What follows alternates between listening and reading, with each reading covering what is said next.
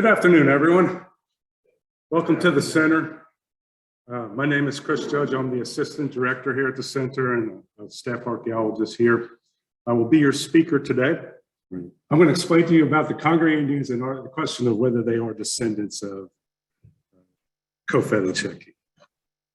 This is not working.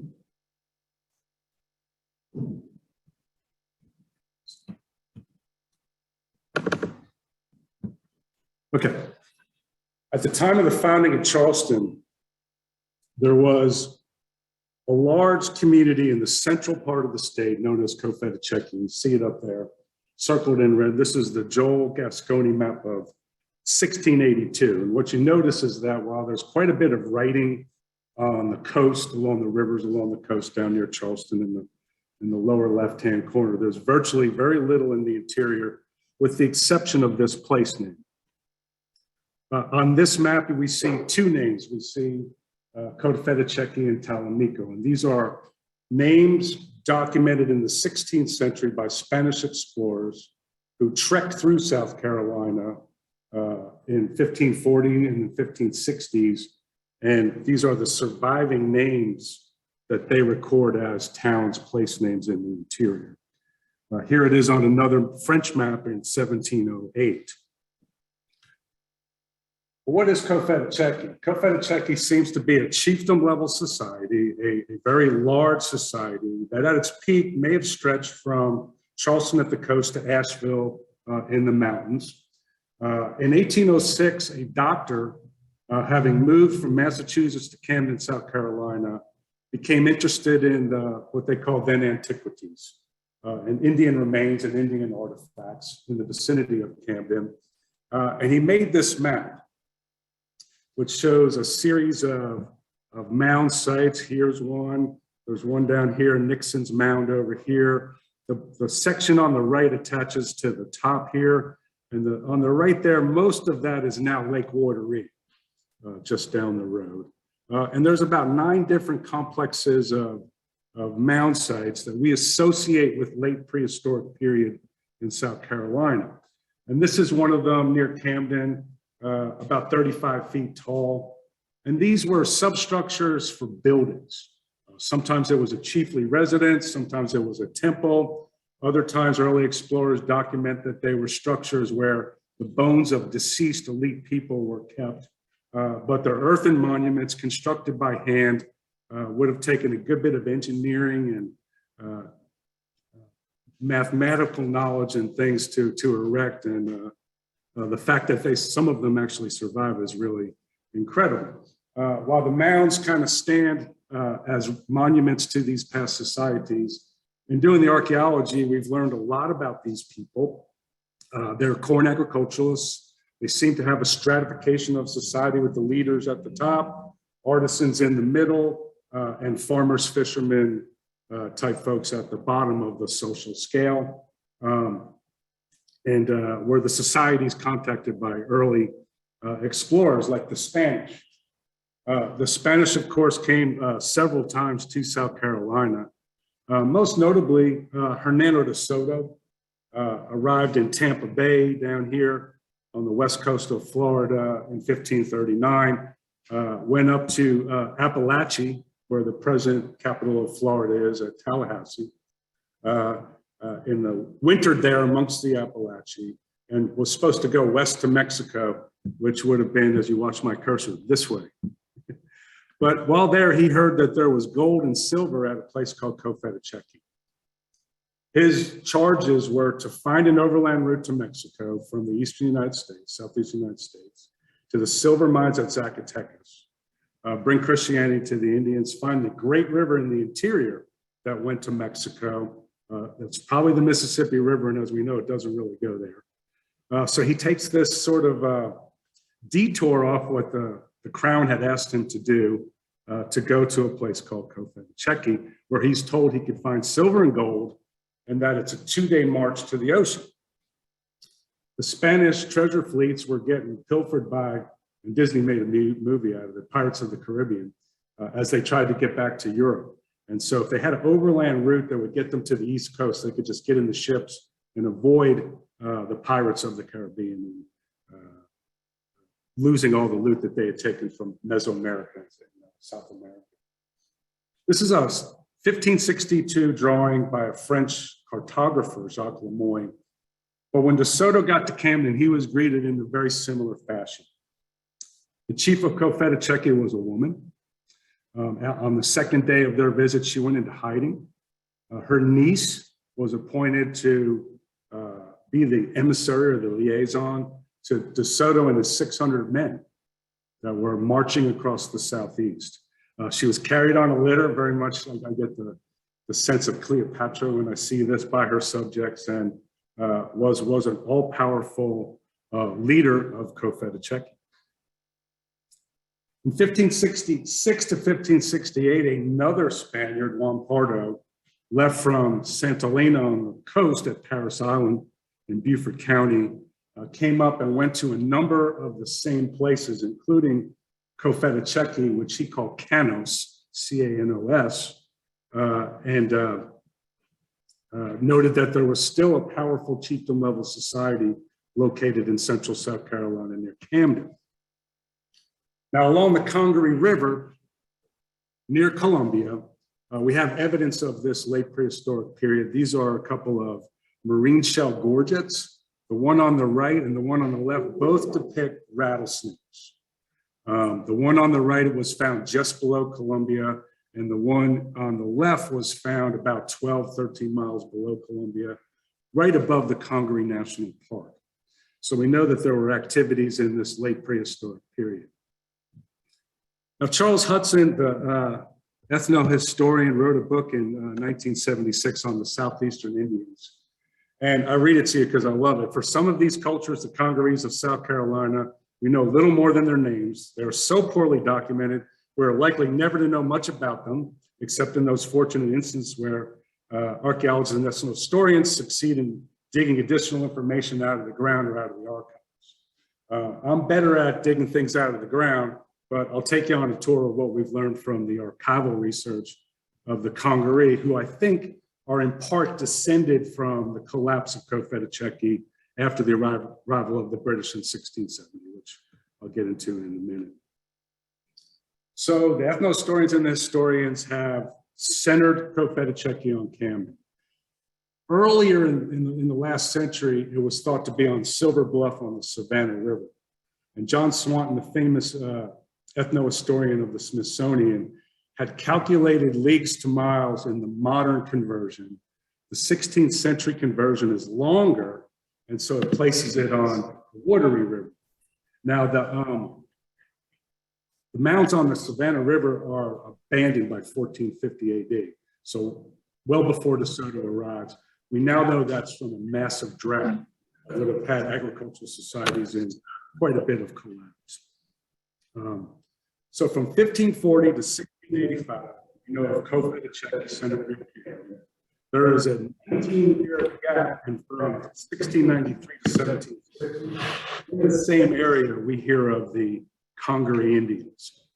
Steve Baker, who's a historian back in the 70s, equated Cofitachequi with the Catawba. Okay, he was working on the Catawba, and he felt like when Cofitachequi collapsed, the Catawba, or the outgrowth of that. And he argues that it's kind of a recrystallization of Cofitachequi, the Mississippian late prehistoric mound builder society, with tribes in the Piedmont of North Carolina who were Siouan speakers who did not adopt all of the trappings of the late prehistoric mound builder society.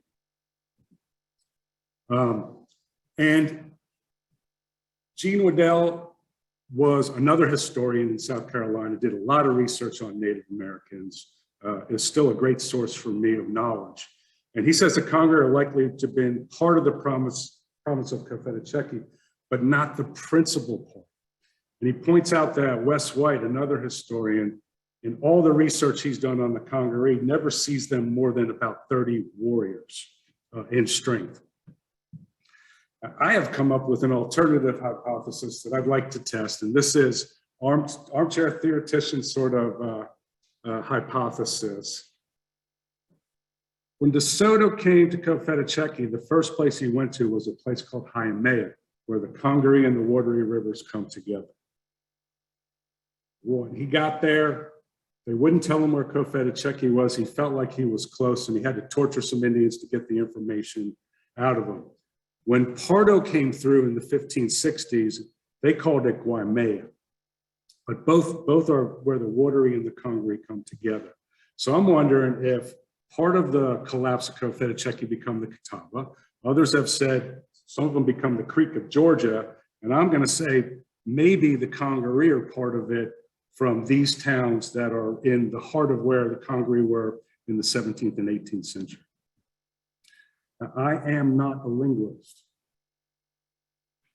but I cannot resist the temptation to try to take Canos, which is what Pardo called Cofitachequi, and Guayamea and slam them together to make, but the linguist told me to stick to archaeology, so I'm going to do that.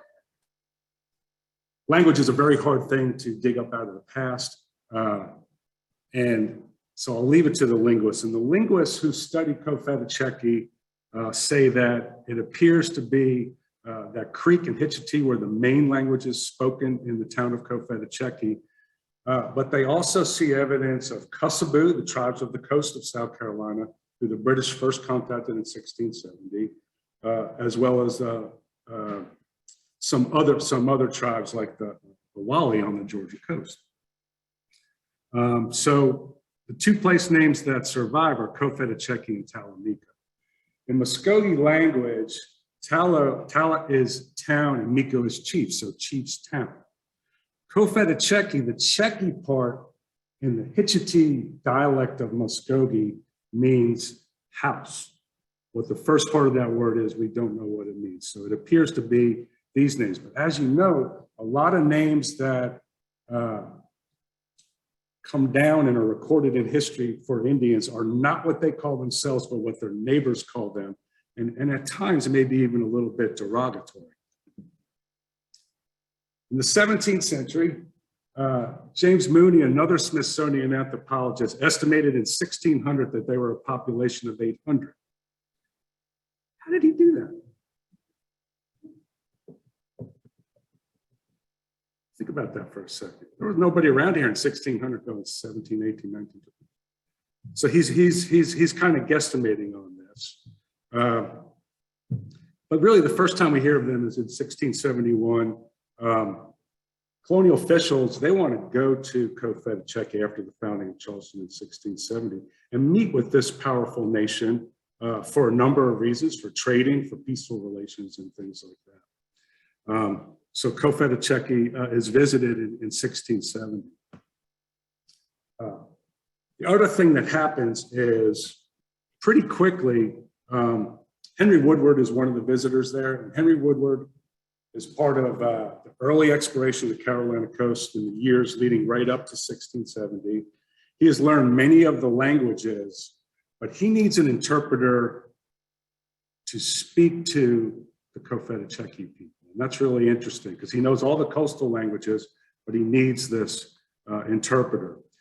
They report there's 1,000 bowmen in 1670 as part of Cofitachequi, and they convince the emperor, is what Woodward calls the leader there, to visit Charleston. And after some Spanish attacks on Charleston, they finally do get down there and visit. 100 of them go and visit in 1672 to Charleston. So Henry Woodward ends up being really the last documented European visitor to Cofitachequi.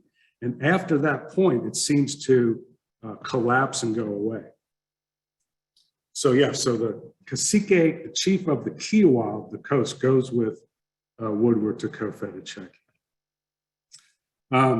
Steve Baker probably does the most comprehensive study of Cofitachequi, and he says that the Congaree Indians were probably remnants of Cofitachequi, and that probably lived near Camden when John Lawson, an explorer, visited them in 1701.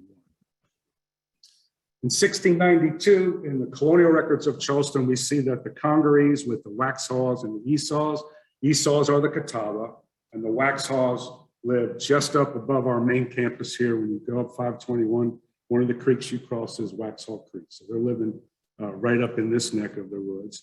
And they are lately at Andrew Percival's plantation at the headwaters of the Ashley River.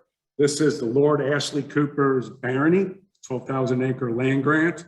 And Henry Woodward is the trader there. And so the Congarees are going down to take part in the trade, to get guns, to get pipes, to get glass beads and cloth and iron axes and knives and all these kind of things that the British are eager to trade with the Indians for in return for deer skins and pelts, beaver pelts and things like that, exported to Europe where these things are in short supply. And so they're down there on the Ashley River at Percival's trading post. Now, the next we hear of them is in 1693. The Cherokee complain about the Congaree, the Savannah, and the Catawba war parties who are picking them off. So the Cherokee small parties are going to Charleston. They're not yet equipped with firearms, more than likely. And so the other tribes are taking advantage of that. And of course, the Cherokee speak Iroquoian. So they're a different language group, culturally different. So the Cherokee complain to the government about the Congaree. Now, the Congaree and their neighbors. There's a lot of cultural and linguistic diversity in the Carolina Lowcountry and across the Southeast as native groups from the Mississippi Delta and beyond come to Charleston for the trade. So if you went into Charleston in the early 1700s, you would have heard any number of European languages, any number of West African languages, and quite a few Native American languages. It would have been a very multicultural kind of place. You would have had Shawnee, Saluda. I believe we have some Saluda with us today in the audience. The Savannah were a band of Shawnee and the Westo. So these are groups from really the Lake Erie, western part of New York State that are moving into South Carolina for various reasons. And on this map, you see the Congaree are over here. Here's our neighbors, the Saluda, and Appalachia and the Savannah are over here. And the Cherokee, of course, have to come really out of the mountains and go all the way to Charleston. So these are the groups that are kind of in their way by land and water to get to Charleston on the west. John Lawson is a British traveler. He wrote a diary. He leaves Charleston on Christmas Day, 1700. He walks up the Santee, the Wateree, the Catawba River. He comes right through this area. And he has an eyewitness visit and with the Congaree Indians. He says their main town, suggesting that that's one of several towns, are scattered up and down the river. It's about a dozen houses. And scholars say clearly the Cofitachequi have gone away and are replaced with this new group called the Congaree. John Lawson writes an incredible book. If you ever get a chance to read A New Voyage to Carolina, it's a good read. I use it like an encyclopedia for South Carolina Native American studies. And fortunately, as you see there, giving a particular account of the customs and manners of the Indians. A lot of the early naturalists did not talk too much about the Native Americans, and Lawson is one of the ones that, fortunately for historians and archaeologists, gives us a pretty nice view. This is his map. You see on the far left there, I've circled the Congaree, who are kind of living in the mountains, it looks like. And this is John Lawson's trek, shown on a modern map on the left, and on the right, his map kind of superimposed on South Carolina. So it comes right up through this area. And what you might have noticed was he didn't go to Columbia, where the Congaree are kind of thought to have lived. He probably visits the Congaree somewhere between the confluence of the Wateree and Catawba and the fall line at Camden, somewhere in that vicinity. Now, these drawings are from Philip von Reck, who was in the Savannah drainage in 1736, so 35 years after Lawson, but I use them to illustrate my lecture. He describes a game that the women are playing, a kind of a gambling game. He doesn't know the name of the rules of it, and they're keeping score, their arithmetic, with a heap of grain. He talks about how they wait until the women are stopped playing their game. The men are all away on a hunt, and the town is just with women and children. The Casita's wife, the chief's wife, invited into her cabin and entertained them as the natives often do. They would give you a place to stay. They would feed you. They'd be very annoyed if you stayed with anybody else, apparently. He describes how they are kind to and affable to the English, like many natives would do, offering everything they had to visitors, both Indian and European. If you went to an Indian town, there was no one home. You could go in their house and get food. That was a proper method of feeding yourself as you went along. I guess you would hope when you traveled that would also be afforded to you. He says that the Congaree had domesticated sandhill cranes, and he describes the shining natural crimson head. And so it's definitely a dead ringer for the sandhill crane. We don't think about Native Americans in this part of the world having any domesticated animals outside of the dog. But here he claims that there's cranes. He describes it again, dozen houses, a small branch of the Santee River. A branch of the Santee River could include a definition of the Congaree River. And he also notes that once he leaves the Congaree, there's no more Spanish moths, what he called long moths. And so when you get past the fall line at Camden and move up into this part of the world, Spanish moths pretty much goes away. You'll see it occasionally, but it's not as concentrated as you would see it from Camden all the way down to the coast. He talks about the food that's stored there, and that's of interest to me as an archaeologist and a paleoethnobotanist who studied soil samples from archaeological sites, trying to find the kind of things that people ate. Chinkapin nuts is a type of American chestnut. They've got those, hickories, acorns, and they use that not to make bread. So it's a grain, but they don't use it to make bread, but they thicken soups and broths by adding ground up mast or nut to flavor and thicken the soup or liquor. Now, on his journey, when he got up into the Piedmont of North Carolina, he meets a Congaree man who's married to a Kiowa, which is kind of interesting. Apparently, he ran away as a young boy and ends up married to the female queen, which is interesting. We don't see a lot of evidence of female rulers in the southeastern United States. We have it at Cofitachequi, we have it at Kiowa, and there was the land deed where Lord Ashley Cooper got that 12,000 acres on the Ashley River, was signed by a number of female Indian chiefs, or captains, I believe they're calling them. So that's an interesting connection. So my next part of my lecture is, where did they live, so that I can go and try to find these towns and excavate them. And unfortunately, there's a lot of ideas of a very large geographic area. Okay, so in 1701, Hicks and Tuxeray say it's at Pine Tree Creek in Camden. 1701 to 1708, it's on the west bank of the Congaree River near Congaree Creek, which is just below Columbia on the Casey western side of the river. Columbia is on the eastern side of the river. In 1715, on the north or northeastern side of the upper Congaree River, it's on the other side, it's on the east side, really, down around Mill Creek. In 1716 to 1732, they're apparently living on the Waccamaw River in the extreme northeastern part of South Carolina. And finding this reference was really good for me because I couldn't find them for that period. I was wondering what had happened to them. And later in a minute, I'll tell you why I think they moved out there. In 1718, the British build a trading post at Congaree Creek, just across from Columbia. But that fort is built for the trade with the Cherokees. And they call the area the Congarees. And I think what has happened there, those Indians are no longer there, but the place name remains. And that will remain to the founding of Columbia in 1791. They'll call that area the Congarees.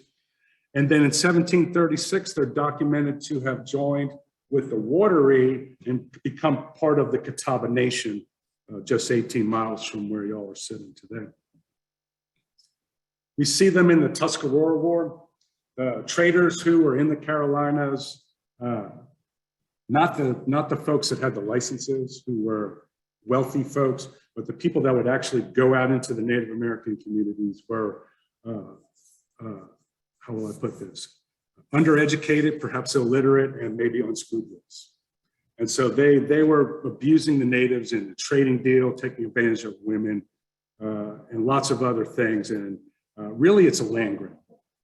They're starting to grab up the good land. And there's just a different idea between Native people and Europeans on the concept of private property.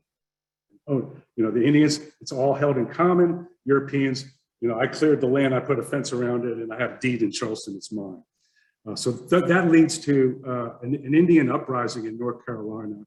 And colonial officials go to a bunch of Indian towns, including the Congaree, gather up warriors and go help put down the insurrection in North Carolina. And so this is where the Congaree are, the 30 men right here at that point. Really in Calhoun County along the Congaree River, and they march off to put down the Tuscarora Wars. They're grouped together with the Wateree and the Waxhaw and the Catawba and different regiments of Native allies that are fighting in there.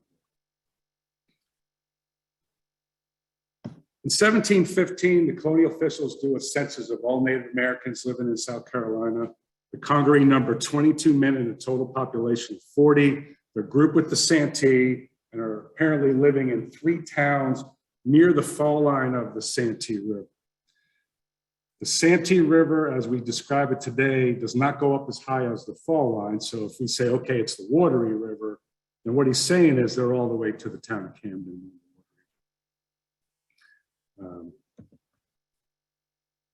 So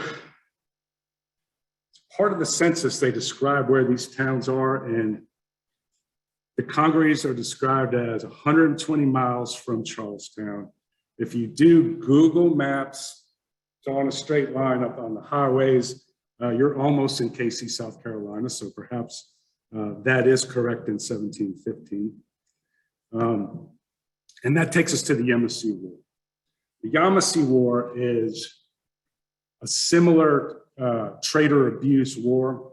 The Yamasee, of course, are survivors of the DeSoto expedition and the missions on the Georgia coast in the 16th century, who are living outside of St. Augustine till 1684. The Spanish don't really do slavery, but forced labor is part of their regiment. And the Yamasee become tired of this. And the colonial government of Charleston gives them a reservation, Hilton Head, St. Helena Island, and a substantial part of the southern coast, so they can be a buffer between the Spanish at St. Augustine and the British at Charleston. But the Yamasee War ends up with tribes from across the Southeast joining in on that. It's called the Yamasee War, but almost every large tribe in the Southeast United States participated in that. 2 years before it was really put down, Walter Edgar, the historian of South Carolina, says Charleston was never at any great threat during the colonial period as it was on the eve of the Yamasee War. And of course, there were some folks, white folks on the Santee River that were killed, and the Congaree were fingered for being the culprits in that.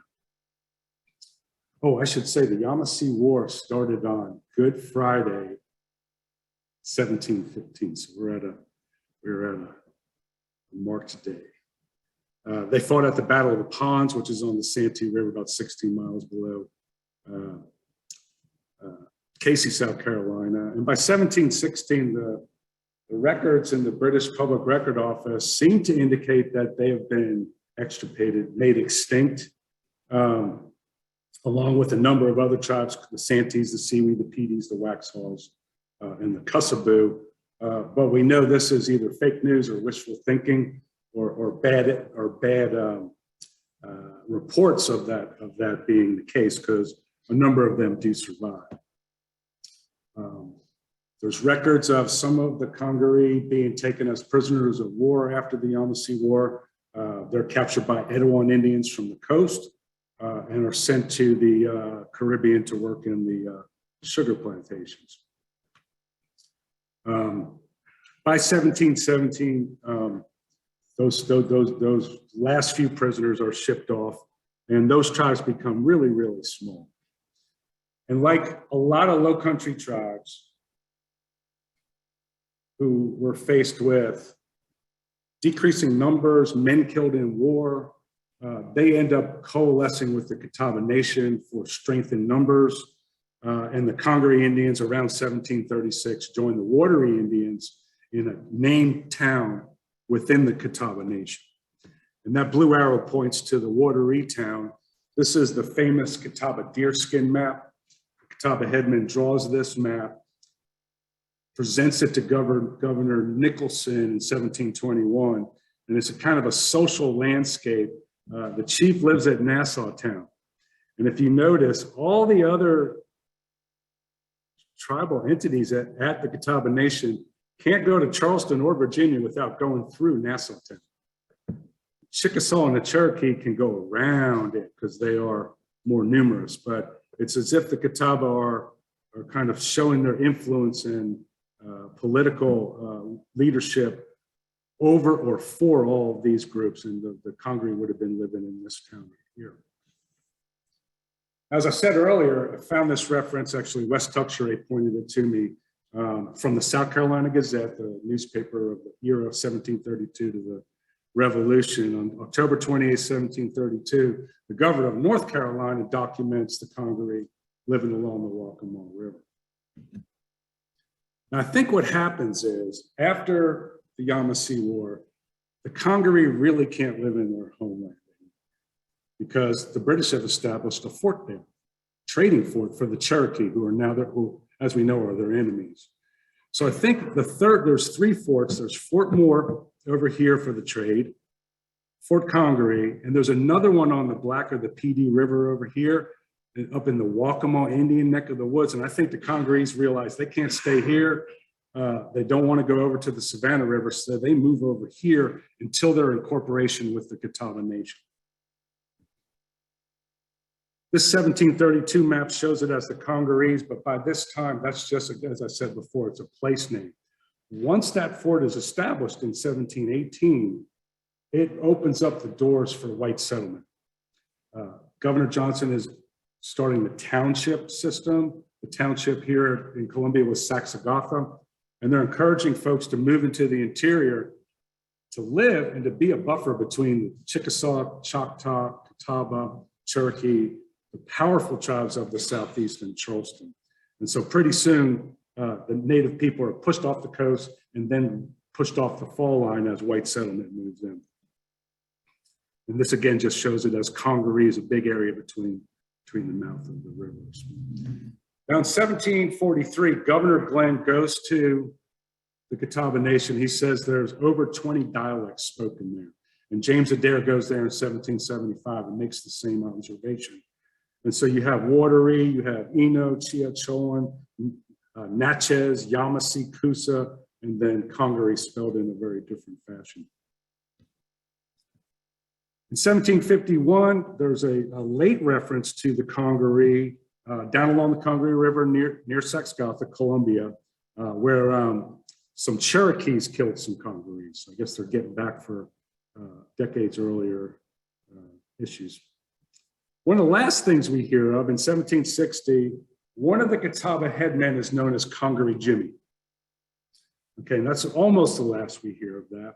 In 1760, we also hear that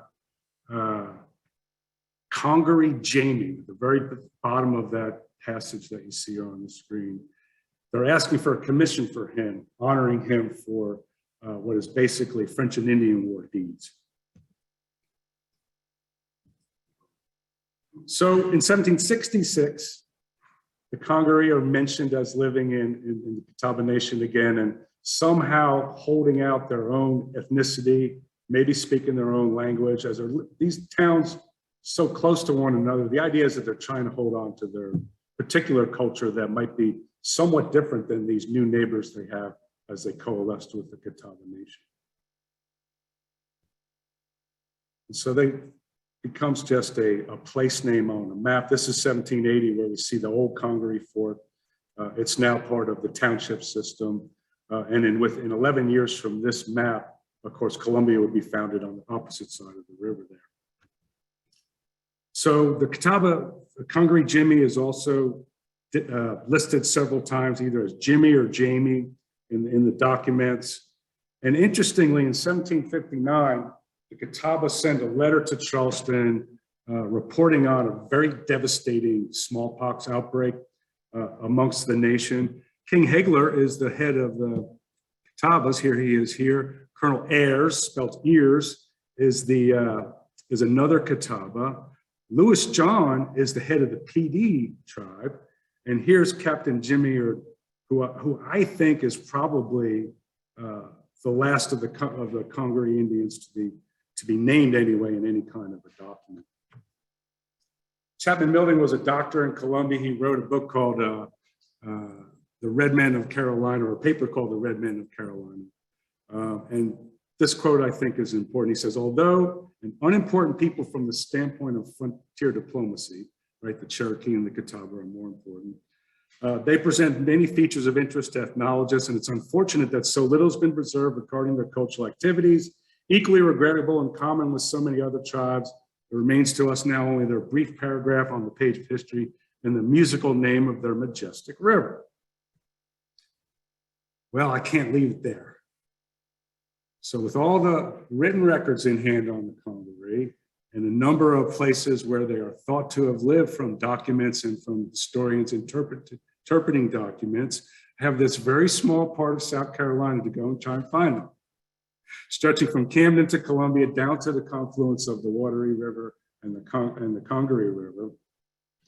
But over the next few years, I hope to do some research. I'm teaming up with a geographer, archaeologist, colleague of mine, James Scurry, who's really good at GIS. We're going to look at the currently recorded sites in the Congaree and Wateree drainage, look for the late prehistoric ones, look for ones with 17th century components, look for ones with 18th century components, draw up a short list of sites over time over the next couple of years. And then hopefully, if I live long enough, I'll get to come and do a lunch and learn in the future where I would really hope to come and say, I found the Congaree village and we now know where they were. Thank you very much.